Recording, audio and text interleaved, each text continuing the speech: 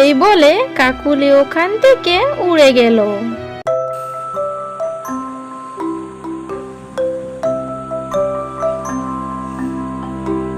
তারপরে মা ও মেয়ে স্নান করে বাড়ি ফিরে যায়।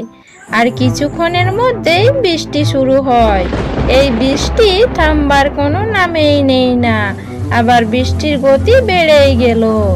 এইভাবে বেশ কিছুদিন বৃষ্টি পড়ার পরে সারা জঙ্গল বৃষ্টিতে থই থই করতে থাকে। হায় হায় হায়, এবার বৃষ্টিতে সারা জঙ্গল ডুবিয়ে ফেললো। এবার আমরা কোথায় থাকবো? বাড়িতেও তো অনেক জল ঢুকে গেছে। চিন্তা করো না মা, আমাদের তো কলা গাছের বাড়ি আছে, সাধে তো বাড়িটি বানায়নি। সত্যি আমরা কলা গাছের বাড়িতে উঠবো? তারপর তারা প্রয়োজনীয় জিনিস নিয়ে বাড়িতে উঠলো। আর এইদিকে কোনো মতেই বৃষ্টি কম হয় না। এইদিকে বনের সমস্ত পাখিরা বন্যার জলে ডুবে মারা যায়।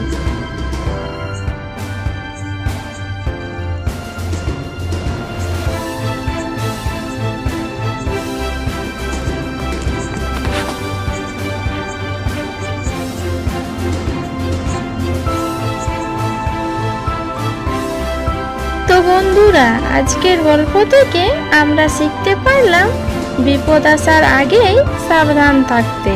হ্যালো বন্ধুরা, ভিডিওটি কেমন লাগলো?